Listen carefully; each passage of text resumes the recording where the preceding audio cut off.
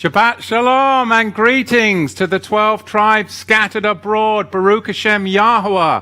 I hope you had a blessed time, those of you this morning that were on the Shabbat Fellowship. I hear that was a great group and a great time of community and connecting together. Remember, if you want to connect, go to torahtothetribes.com/connect, and you can connect with others all over the world 6 days a week through all of the various groups. You may see that the message today is a topical teaching before I get back into Acts. Why? Because there's so much happening now, and I want to be able to give you a little bit of an update the way I see things through the scripture. Many people have asked me. Of course, my wife is here in studio today, so I'm going to keep this super positive, because she's always telling me that I've got to steer it to the positive, not the apocalyptic. But you know me. Anyway, so I'm going to really try and balance that. So let's start out with a positive title for today's teaching. Mystery Babylon in the news. Now, I didn't get to print any notes out, so I'm kind of winging it today, so bear with me, okay? Now, if we were going to communicate something about returning back to the ways of Yahweh, what would be the best way of communicating that if we could encapsulate it with one Hebrew word? Would be to shuv, which is where we get the Hebrew word teshuvah, meaning to repent or to return, really to return and cycle back to something. Shuv, it's spelt with a shin vav bet, meaning to repent or to return. Kind of like a cycle, cyclical, and that was one of the biggest paradigm shifts when I started to look at the Torah and to teach the Torah, was getting out of that linear Greek, Greco-Roman linear view where you have the cross and you have everything before the cross and then everything after the cross, and now we're after the cross, we do all of these things different, and that's what they used to do back then before the cross, but we don't do that anymore. And I started to see the feasts and the Sabbaths and cycles and harvest and sowing and reaping. Cyclical. This word shuv is a perfect word to encapsulate the cycles of Yahweh. Because if we are going to come out of our culture, come out of our upbringing, come out of our sin, then we have to shuv. We have to make teshuvah. We have to repent, and we have to return to the cycles of Abraham, Isaac, and Jacob. And it is in your mind, in your soul, in your spirit, and it goes down to your generations, to your families.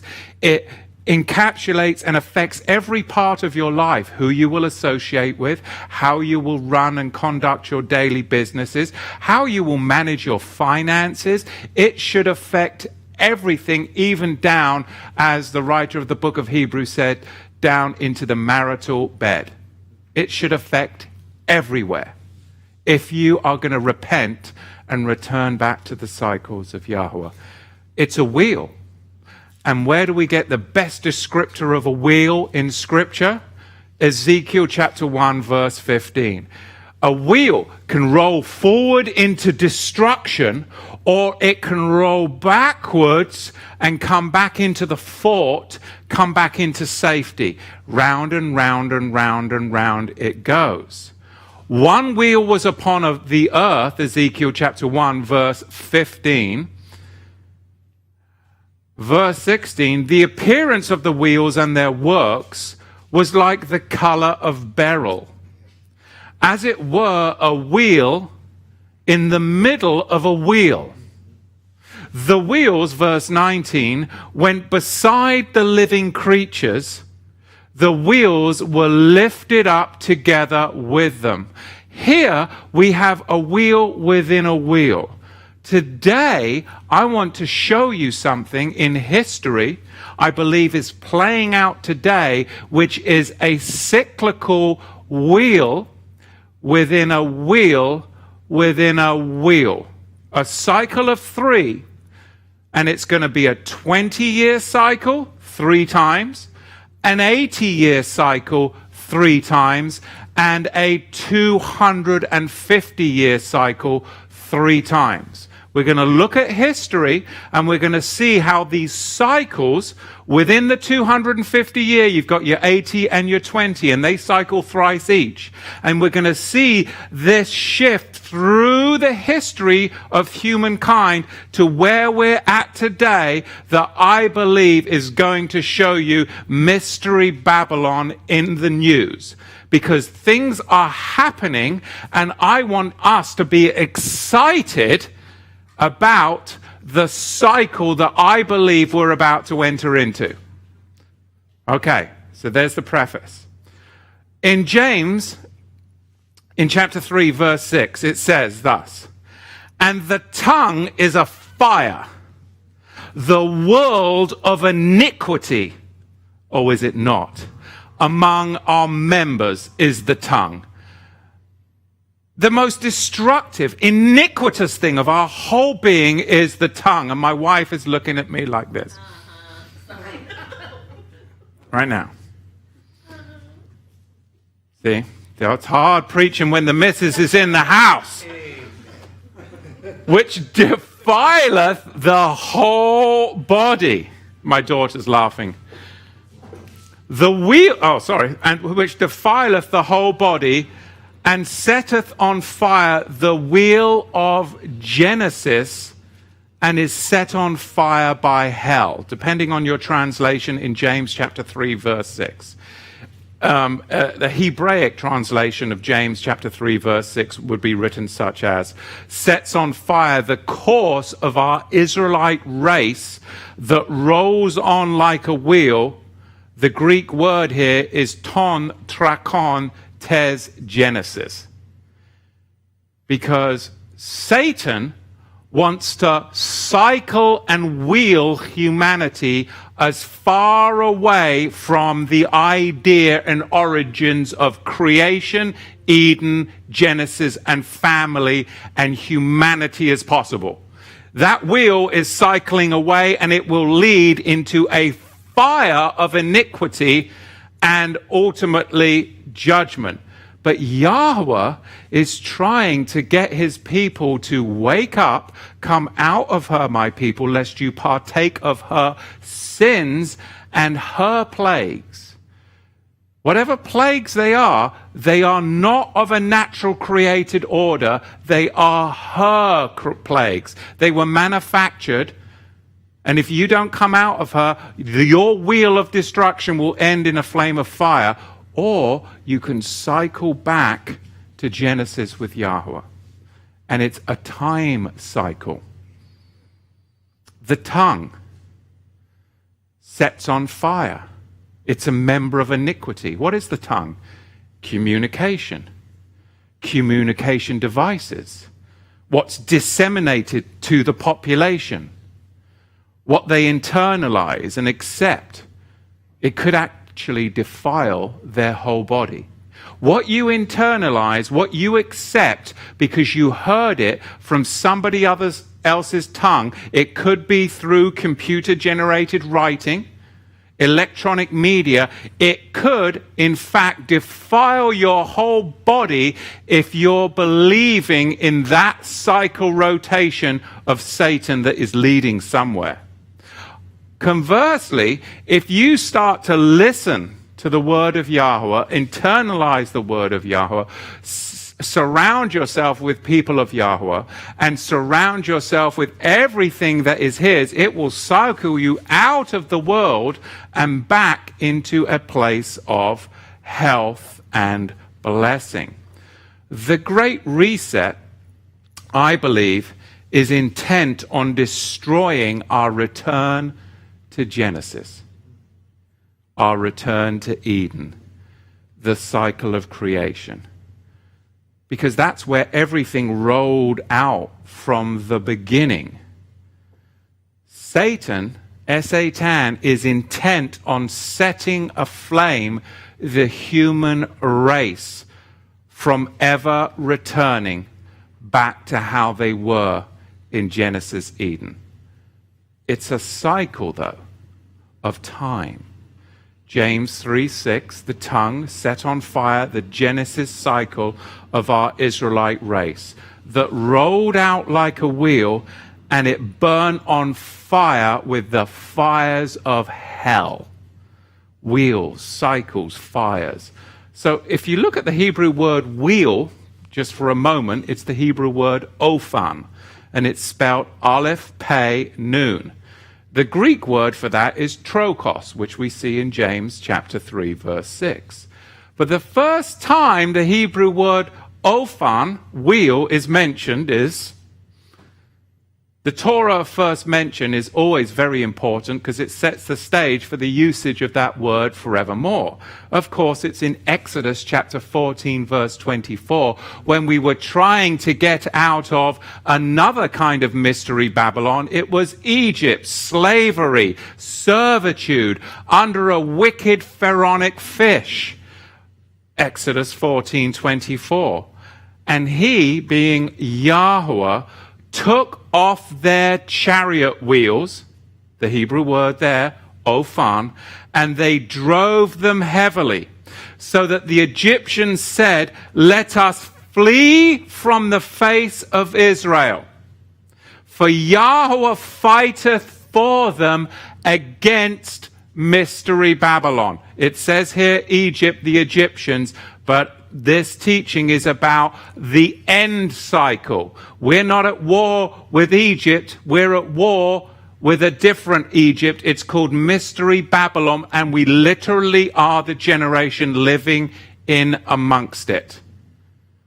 A chariot wheel, it has a smaller wheel within that wheel, which would relate to Ezekiel's vision. The smaller wheel is what actually drives the outer wheel, the Aleph, Pei, Nun. So if you look at it in the Hebrew, the pictograph is of this ophan, Aleph, Pei, Nun, the ability or power to perpetuate commands. Whose voice will you listen to? Pharaoh, Mystery Babylon, Dr. Fauci, or will you be listening to faith, the word of Yahweh? And my critics would say, "Oh, so you don't believe in science?" Oh, no. I love science. I think science is great. You mean science where you can isolate something, you can put it in a laboratory, and you can replicate it again and again and again to establish fact. What I do not believe and I do not subscribe to is a religion called Scientism. That is not my religion. I don't believe in that God. I do not believe and ascribe to the religion of Scientism, because I follow Yahweh. He's my Elohim. That's the difference. What you've got today is a religion of scientism and advocates and followers and adherents of that religion trying to oppress people who do not believe in their God. Because it's not science, it's scientism. Because there is nothing that has been isolated. So therefore, there is no fact that can be replicated, and therefore, everything is always shifting. A different voice, a different wheel, a different cycle today. Oh, we're now in this cycle. Oh, watch out, there's a more dangerous cycle coming. Oh, and this cycle, do you see? Because it's a religion of scientism. It's godless, hedonism, fear. The great reset is about to happen as Satan attempts to get revenge against Yahweh and the woman. The Great Reset, I believe, is Satan's last attempt in ruining Yahweh's cycles. Because Yahweh was the first one to ruin Satan's cycles right there in Exodus 14, verse 24. He ripped the wheels off of the pharaonic fish, and it meant that Israel was set free from bondage, slavery, and captivity.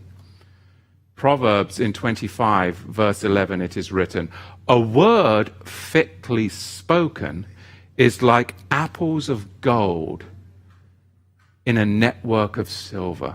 Isn't that just so beautifully descriptive? You see, Yahweh's cycles are based upon his word. They are words fitly spoken, and they are set in gold and majesty. That is the Proverbs 25. The Greek word trachon, meaning wheel of Genesis, is fitly spoken upon Yahweh's cycles. And that's what he wants our mind, our body, our soul, and our spirit to get into. Whereas the world right now is about to be cycled into a new variant, into a new strain, and it will shift and change because it's scientism, a religion, and their adherents are godless, absolutely godless. Satan's great reset is a cycle then that is based upon a lying tongue. That's propaganda. The fallen angel, we spoke about this a few weeks ago, Malik Taus, that is symbolized as the peacock, which of course is the mascot for NBC, which is, a lying tongue of state-controlled media, okay? So are we listening to his cycles, Yahweh's cycles, which are words fitly spoken, or are we listening to Satan's cycles, which is media, the lying tongue, always changing, forever shifting, and totally unstable? Our English word, fan, you put the fan on because you want to cool the room down, it actually comes from the Hebrew word ophan. And what does a fan do? It goes round and round and round in a cycle. Whereas Satan's cycles is akin to a broken fan, which is off kilter. You know that fan that just crackety, crackety, crackety, that's a constant irritant, that just grating sound? Well, that's Satan's cycles. Paths are cycles. Psalms 17, verse 4. As for the works of men, by the word of thy lips I have kept me from the paths, the cycles of the destroyer. So a chaotic path to the path, the cycles of a destroyer, is like a roller coaster, a track or a cycle. Whereas Yahweh's cycles are like a wagon wheel that would leave a rut in the ground that creates a trail or a habit or a place of safety to keep you off from the thorns and the thickets. Did you see the dichotomy there? Proverbs 2, verse 15. Who are crooked in their ways and wayward in their paths?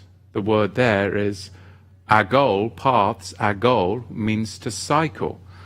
So Yahweh's cycles wear a rut in the ground like a wagon wheel that cause you to stay on the narrow road that leads to life, and the next generation that comes along, it's much easier for them because their father already put the trail in, and the next generation comes along and stays on the wagon trail, and so that's what Yahweh's cycles do. They wear in a rut. But Satan's cycles are chaotic, they lead to destruction, and they wear you down. The wearing down of the saints. forever shifting cycles. There's a new variant. Oh, it's over. You can all come out to play. Oh, it's lockdown. Oh, there's a new cycle. Oh, it's a lying tongue here. It's the religion of scientism with their God, Pharaoh, Fauci, whatever you want to call. But that is what, did you not believe it? He came out with something new today. And the WHO, well, that's their Egypt. That's their Sphinx. That's their great statutes. And this is what the people, there is nothing new under the, oh my goodness, there's the golden image, everybody. It's the WHO. We better bow down and prostrate ourselves. If not, it's off to Siberia, where you can work off your debt to society. Didn't that happen before? I thought that happened before. Wasn't that communism? So anyway, my wife's looking at me. Stay positive, Matthew. It's all positive. We have hope. Let's reach for hope. Watching as the world is led away. Because the world is being led away by three things. Shema, that means astonishment. Mashal, that means a proverb. And Shenena, a byword. And you'll find those described in the curses of Deuteronomy chapter 28, verse 37. Shema, an astonishment. A mashal, a proverb. And a Shenena, a byword. Deuteronomy 28, verse 37. Three things. Number one, we're going to identify what it is. Number two, we're going to be identifying when it will become. Number three, we will be identifying how we can become kings and priests upon this earth with our children and grandchildren and live separately from the New World Order, because they are going to fall right into this Shema, Mashal, Shenena. We are trending right now towards totalitarianism, which is a captured, controlled, and centrally planned closed system, versus a free, open, and competitive system. So let's juxtapose that for a moment, okay? Totalitarianism is a closed system where you are captured, controlled, and it's centrally planned. Do you see that everywhere? Or, conversely of that, you can be free. Things can be open with competition, capitalism. Centrally planned and controlled versus a decentralized system and cycle. Right? In Egypt, what was it? It was centrally planned and controlled. Whereas with Yahweh, it was decentralized and it was a system of cycles. It was whoever you will come and follow the Elohim of Abraham, Isaac, and Jacob. It was a mixed multitude. Didn't matter who you were. If you wanted to believe and follow the God of Abraham, Isaac, and Jacob, you were welcome. You come and follow. Whereas in Egypt, it was a closed, centrally planned and controlled system of tyranny. So a society, then, that exercises an extremely high degree of control over both public and private life is what? Centrally planned and controlled, and it will lead to totalitarianism. Some triggers for totalitarianism. You be the judge. Are we there? How does the state amass power and control? 5 things. Number 1, fear. You're not safe. Number 2, oppression and fairness. Everybody has to have the same outcome. Doesn't matter that he works 80 hours a week and he's a doctor and that he has a high education and this person is an oaf. No. You're going to have the same outcome. Number 3, terror. Terrorism. The Patriot Act. Oh, that changed the landscape of this country. That changed the landscape of this country. It changed the landscape of banking.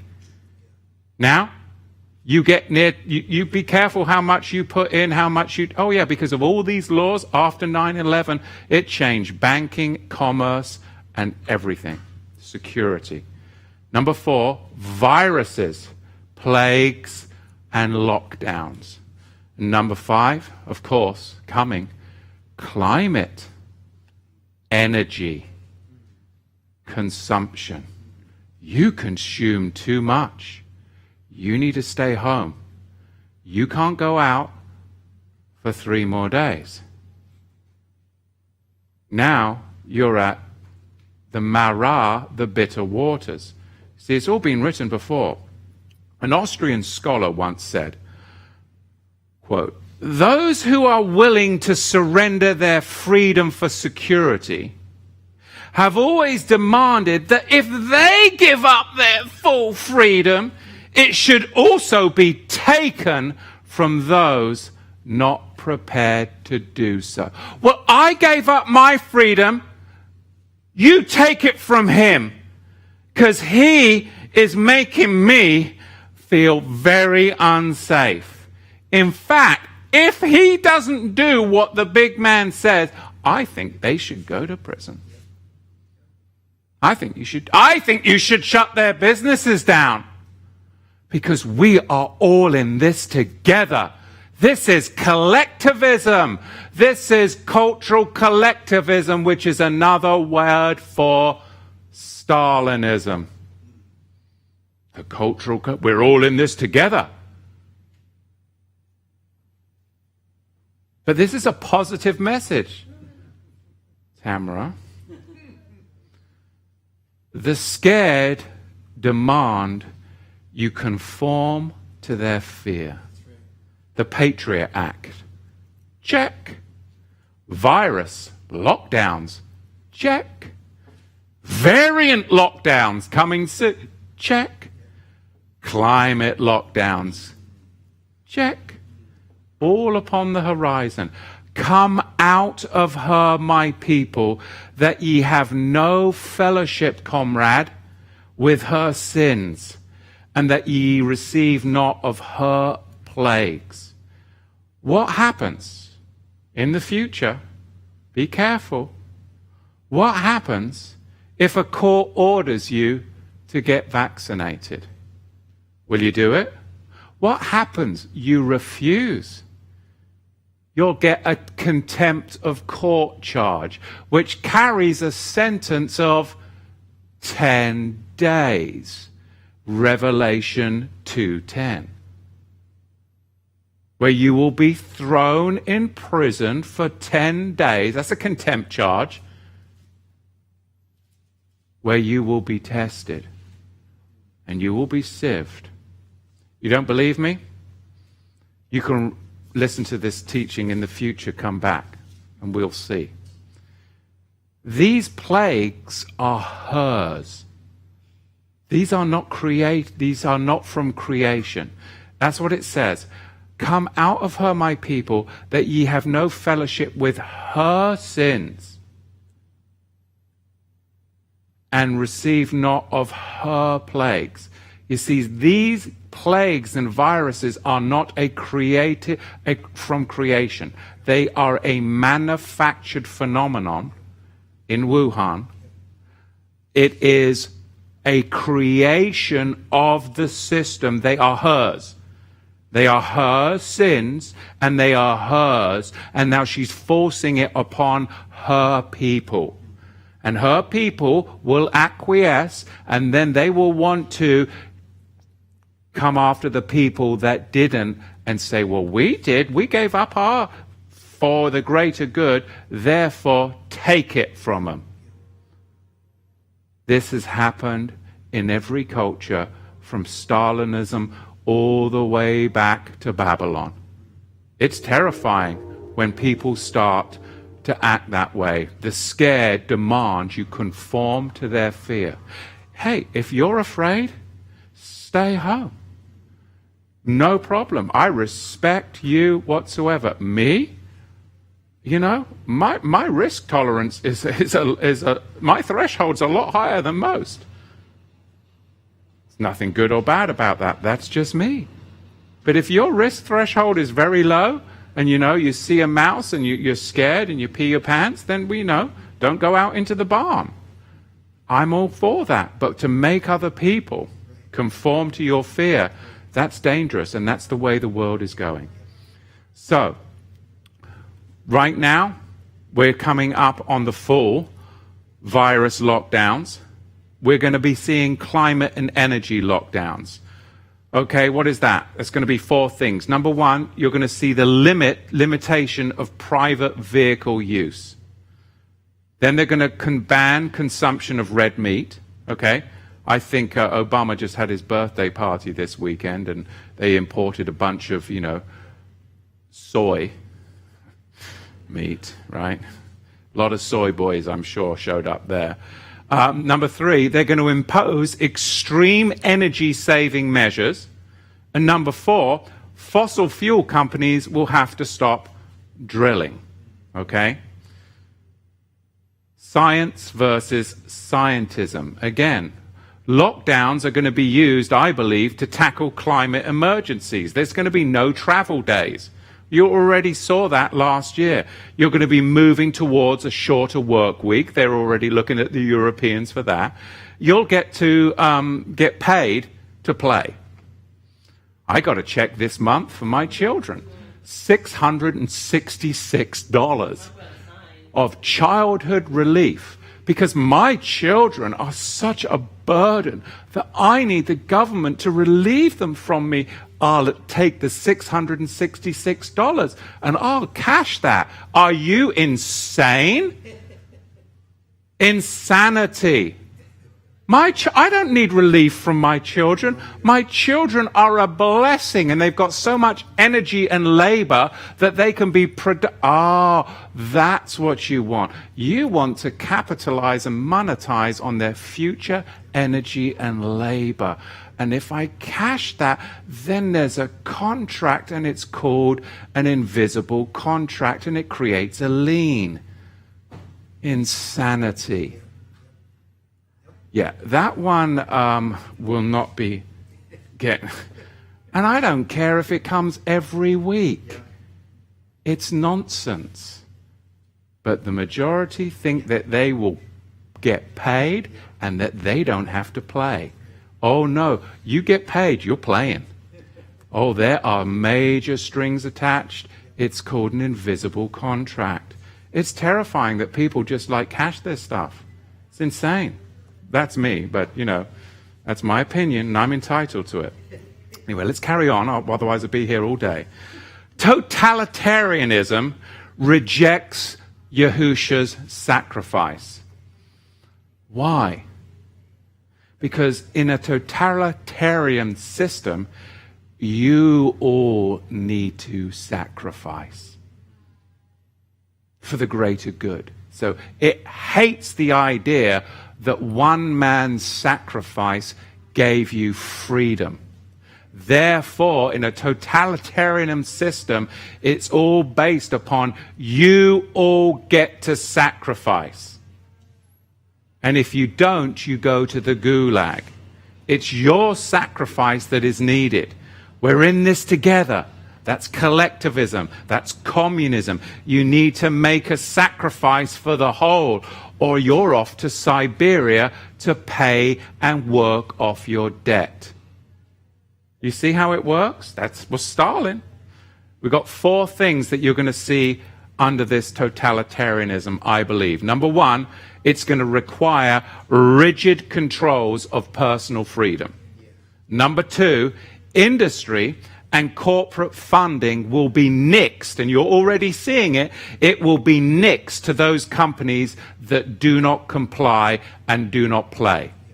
All of a sudden, they are going to be finding that their funding is going to be dried up. Then, number 3, you're going to have severely constrained choice.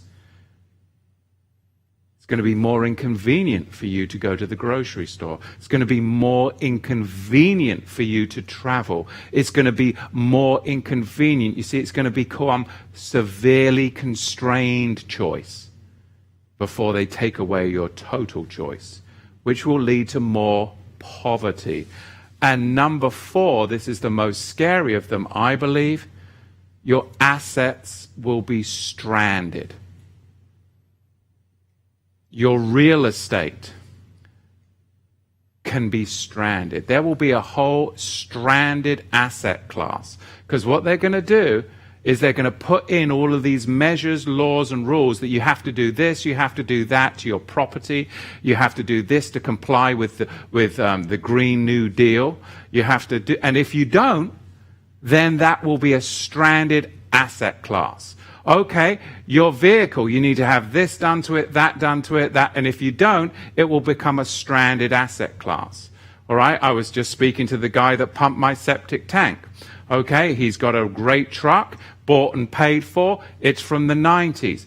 Governor Kate Brown already tried that in this state to get rid of these combustible fuels. That means every dump truck owner, every garbage company with older vehicles, all of these independent businesses, all of these septic tank pump, they're done.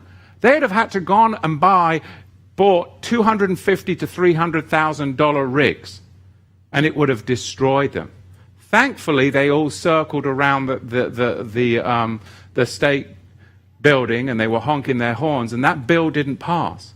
But if that bill had passed then, that would have put so many independent, working class men and women out of work for the environment, allegedly, and it creates poverty. It's terrible, terrible. Anyway, let me carry on. Got sidetracked there, sorry.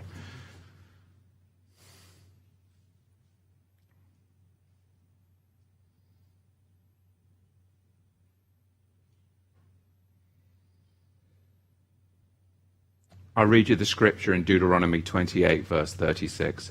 Yahweh will bring thee, and thy king whom thou shalt set over thee. You see, they want this. You asked for this. Unto a nation that thou hast not known, nor thy fathers, and there you shall serve Scientism, their gods, their religion, wood and stone, and thou shalt become an astonishment, a proverb, and a byword among all the peoples, whether Yahweh shall lead thee away. The Hebrew word there for astonishment is Shema, as in desolate, a wasteland. It's spelt Shin Mem, and the Shin Mem in this word means the breath of a man is the heart of the matter at hand. Is that what we're dealing with right now? The breath of a man is the heart of the matter at hand. Why is me being able to breathe? Why is that the matter of hand right now? Because if you comply with their world, you will be led into a desolate wasteland. It's something that makes one what he is.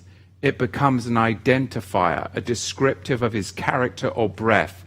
It actually becomes the dividing line. And is it not a dividing line now? People are dividing over this.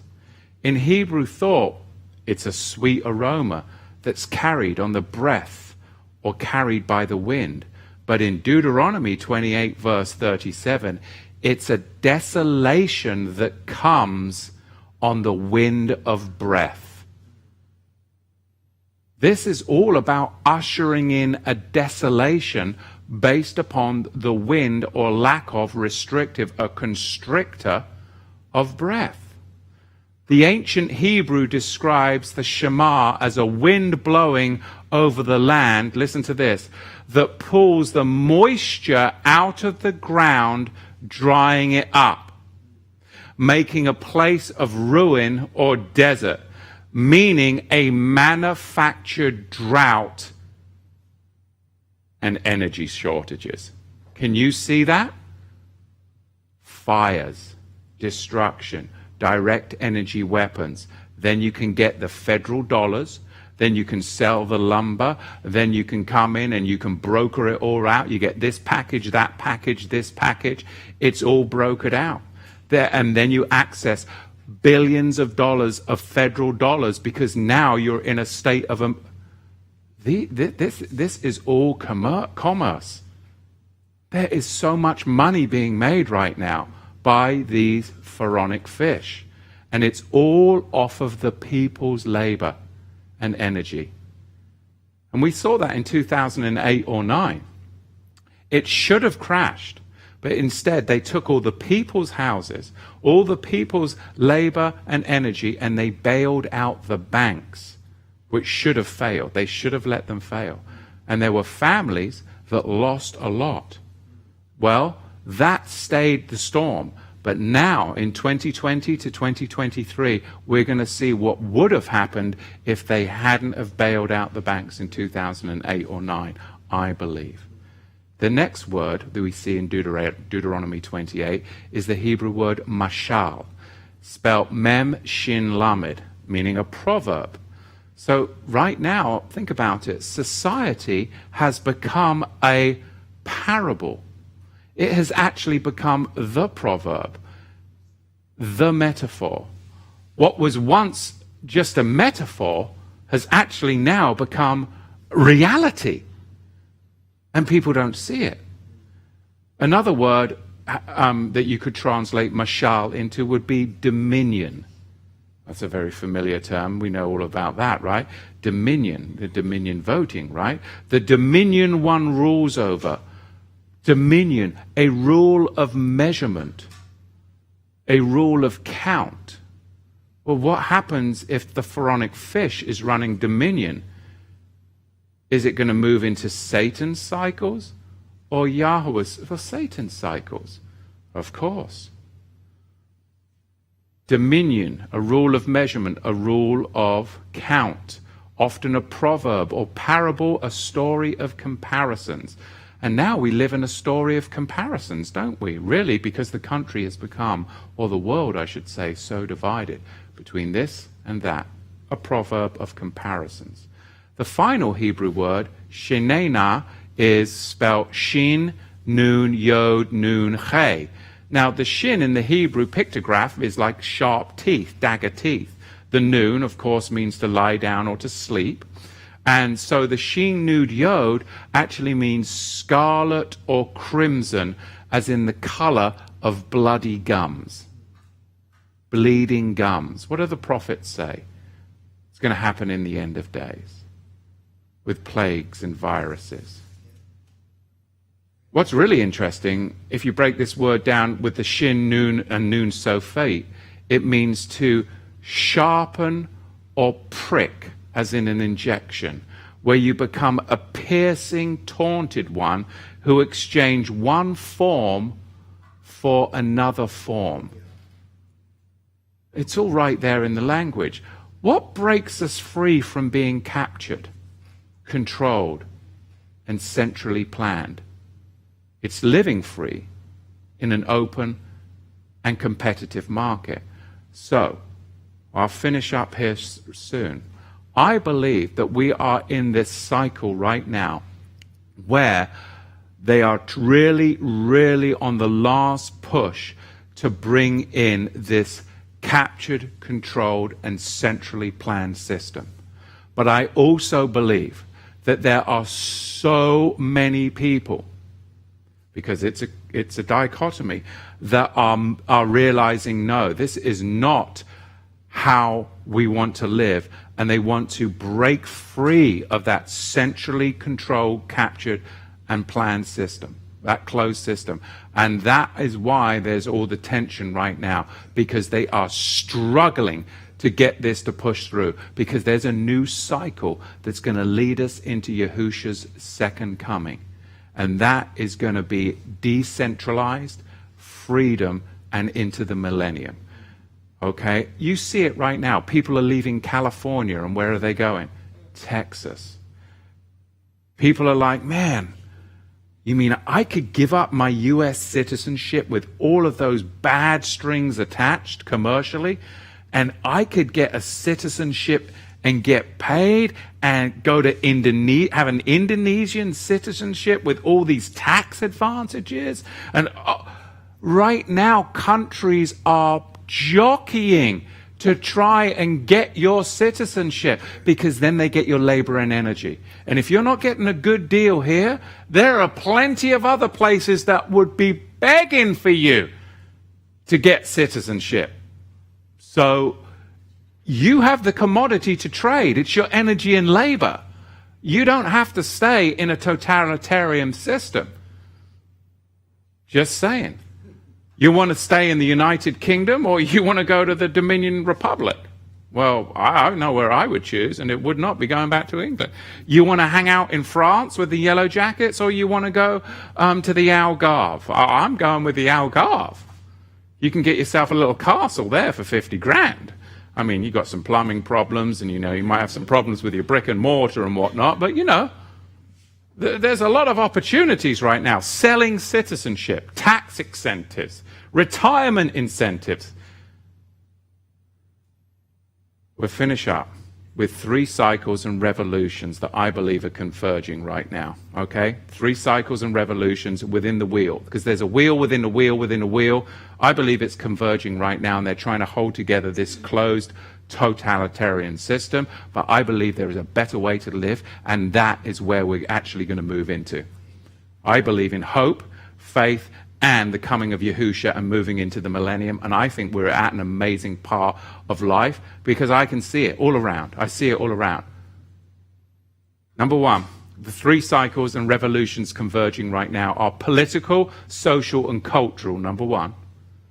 Number 2 is technological. And number 3, it is financial. So, remember I said there were 3 cycles of 20, 3 cycles of 80, and 3 cycles of 250, all working within one another. If you want to get more specific, it's a 28-year cycle, thrice. It's an 84-year cycle, thrice. 3 times 28 is 84. And then a 3-year 84 cycle will bring you to 252, and you'll get convergence. So now, I've been talking for a long time, I've lost a lot of you, and you're going to really need to pay attention now, because this is the part where you do need to pay attention. So I might have needed to put this at the beginning of the teaching, not at the end when you're all tired. Right, Mr. Leach? Yes, okay. Well, I'm winging it a little bit today. Okay, so here we go. A wheel within a wheel within a wheel. So roughly you have 3 times 20-year cycles, 3 times 80-year cycles, and 3 times 250-year cycles. The 80-year cycles, okay? Let's look at the 80-year cycles. Let's go back 2 cycles ago. Where were we? 1840. What happened? There was a populist uprising,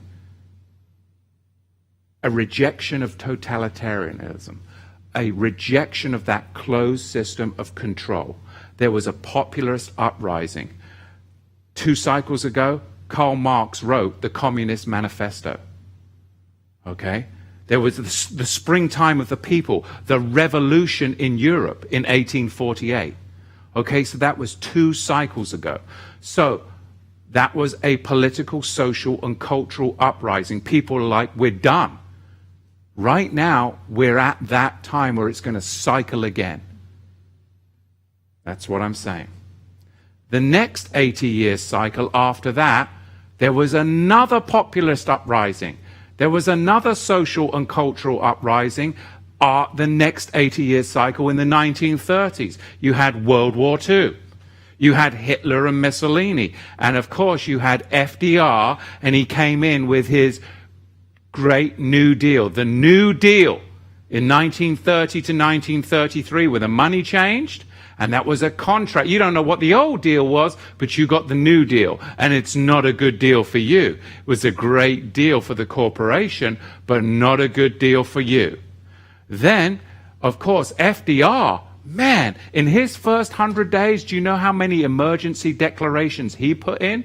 Well, Biden's got him beat. He's got him beat. And of course, you had all of that social and economic engineering, and it was a regime change.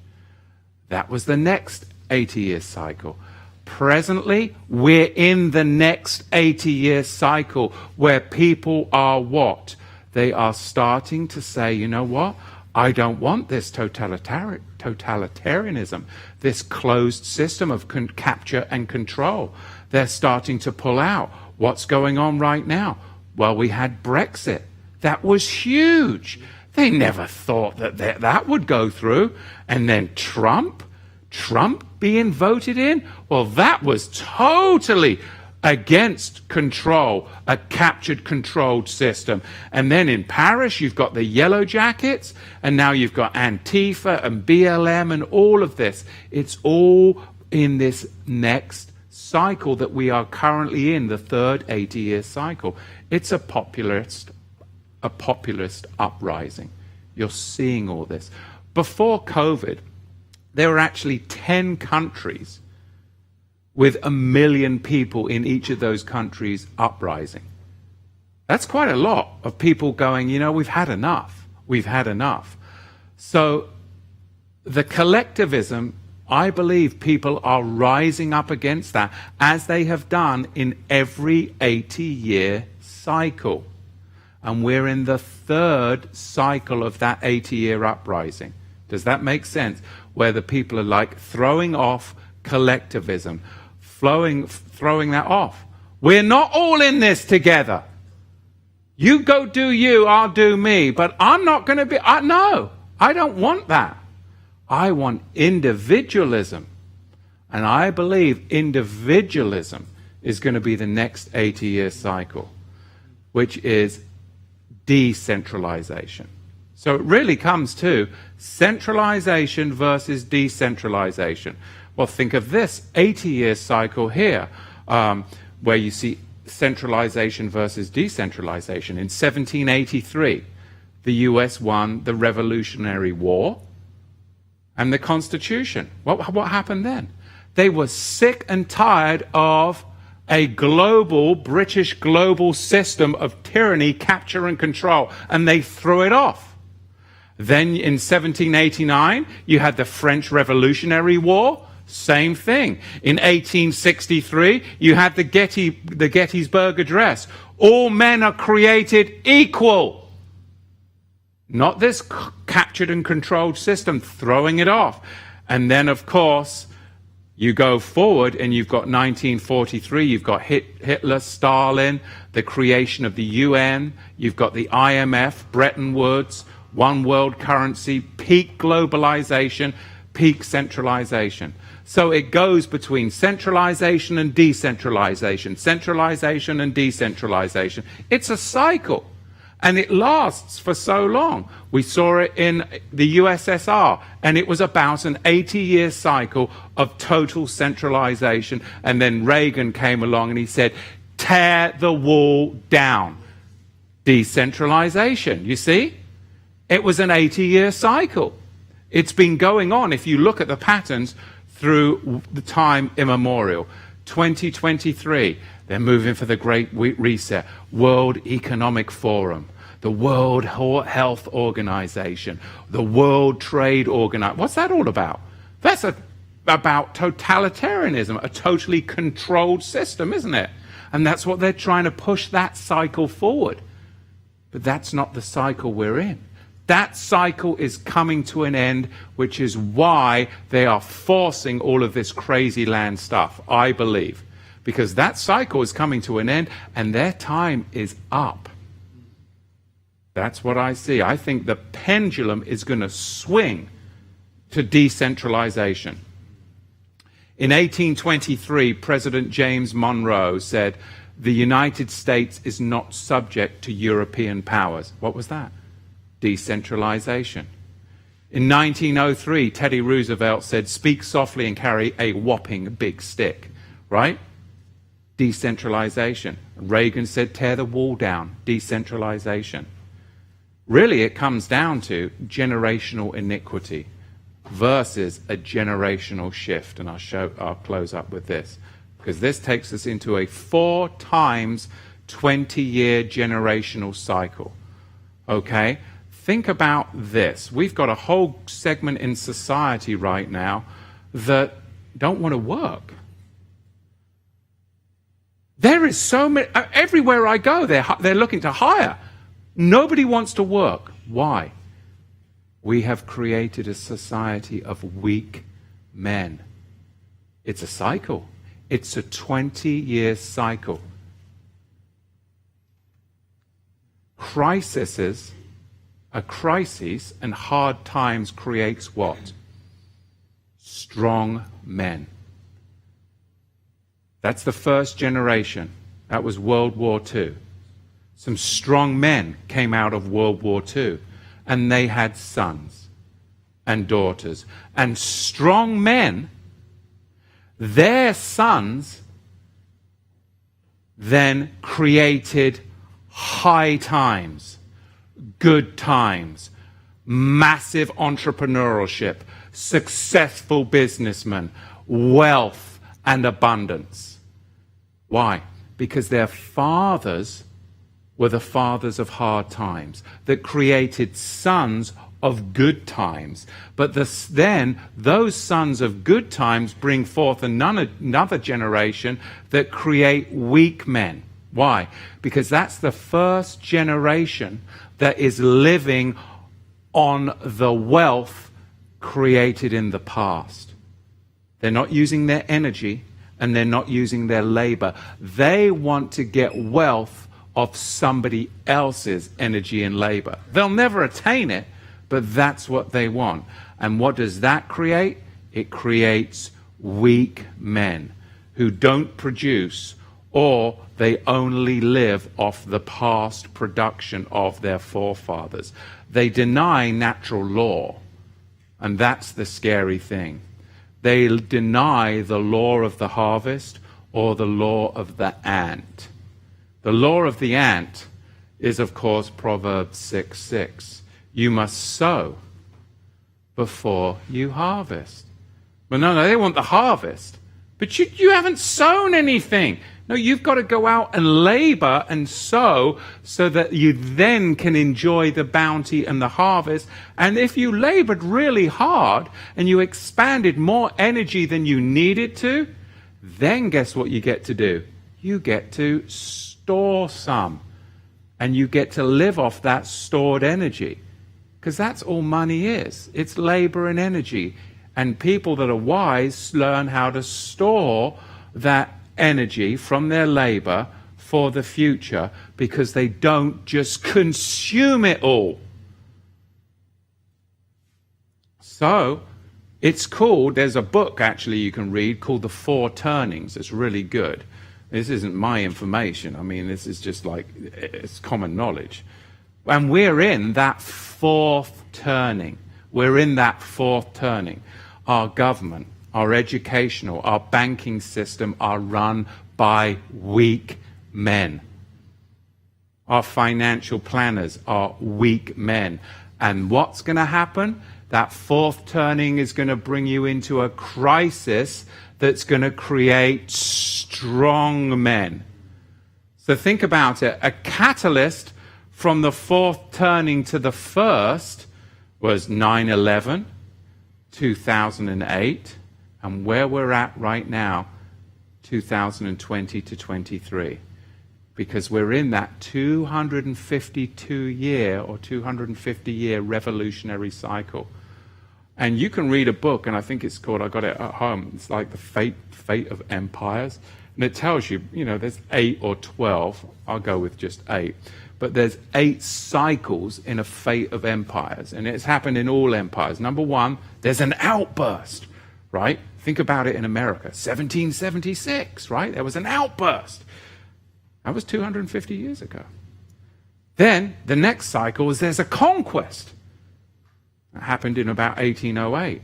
And then there's the third is there's commerce, 1812, you had the War of 1812. And then there's affluence, 1890s onward, a lot of affluence, 1890s. Then the fifth one is intellect. Think about that, the 20th century, a lot of intellectual advances. advances, excuse me. And then the sixth one, decadence. That happened in the 20s, and that happened in the 60s all the way forward now. You got this decadence, right, where they're living off the labor and energy of the past. And then you get into decline. Well, of course, that started again in the 60s and the 70s, moral decline. And then finally, the final section in an empire is collapse, which again started in 2008, but it was stalled because they took your money to bail out the banks. But now that recourse is not available to them.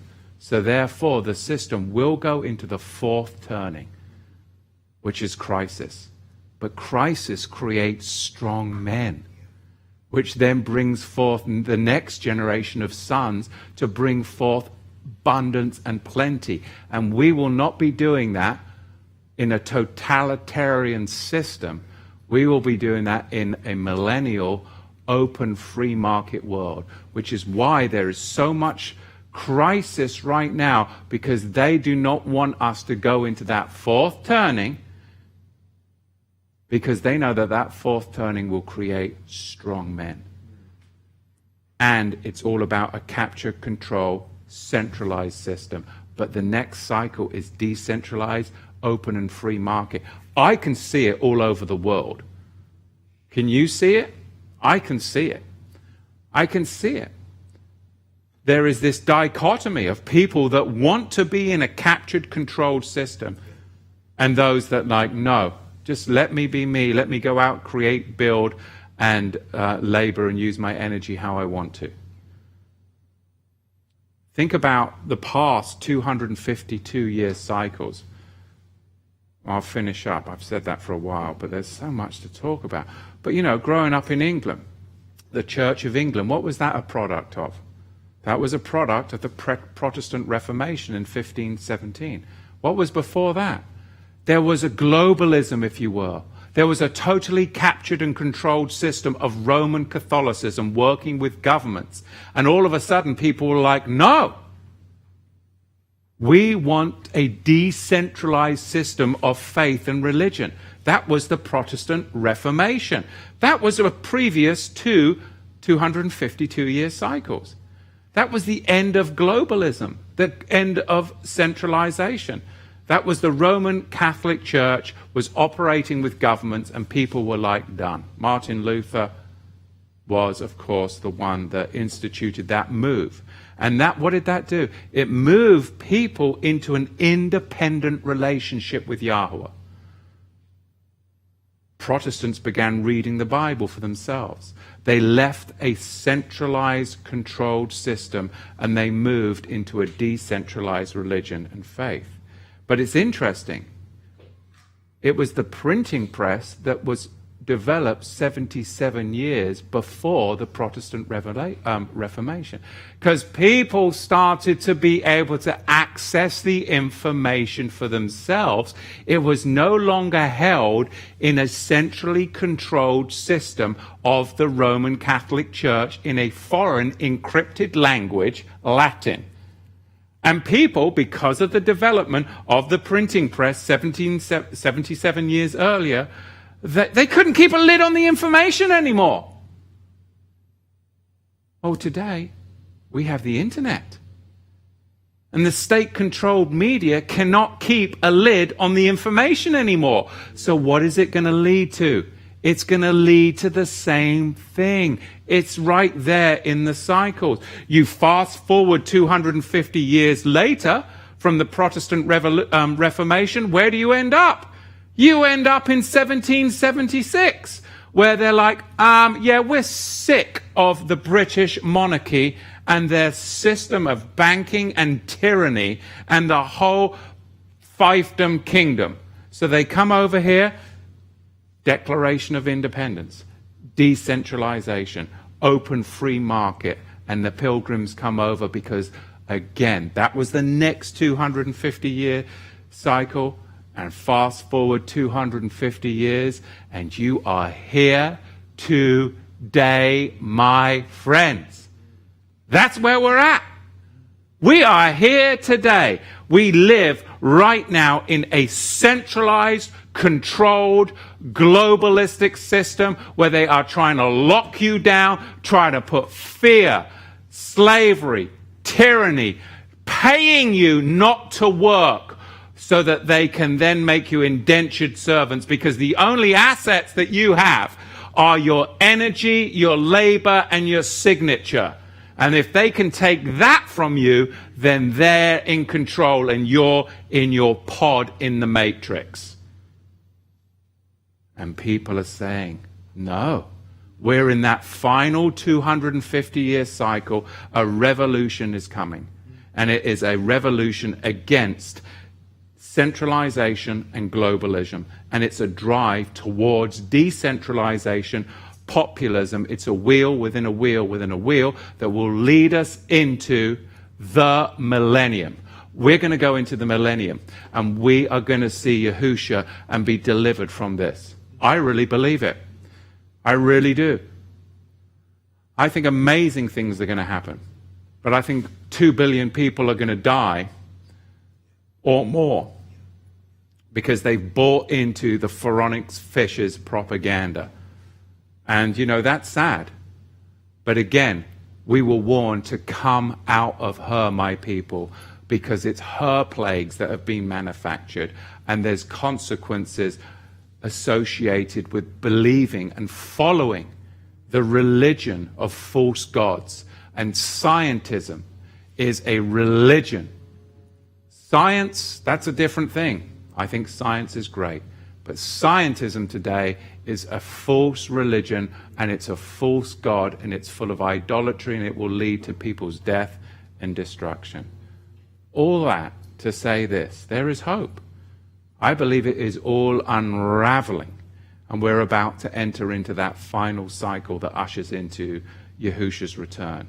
I believe, though, that yes, it is going to be a rough rotation. It is going to be a rough rotation, but it's a rotation into Yahusha's cycles. So, anyway, that was my thoughts that I wanted to share with you today, because I know I was away for a few weeks and I came back in last week with some announcements, but I was pondering these things over the past few weeks and I thought, well, I'll share them with you. I'm going to spend 5 minutes in the chat because I have gone long. So if you have some questions, and then we will wrap it up here. So if you want to redline me, then please do so I can see it in the chat. Agree or disagree? Do you agree or disagree? Why don't you put that down up in the chat or in the comments section? Be nice. Thoughts? Anybody here? Let's see if I can manage this here.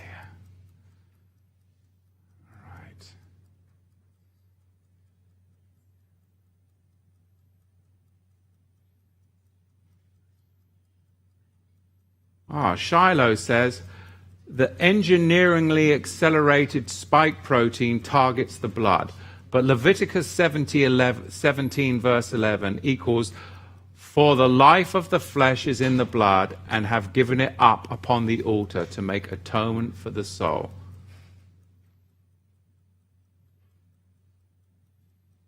Yes, Giant Killer put Revelation 18:4 up in the chat.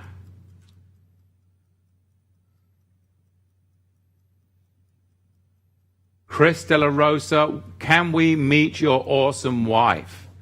Well, thank you. Yes. Yes. All right. And then everybody agrees that you're awesome, or that they want to meet you. Not sure which, but yes.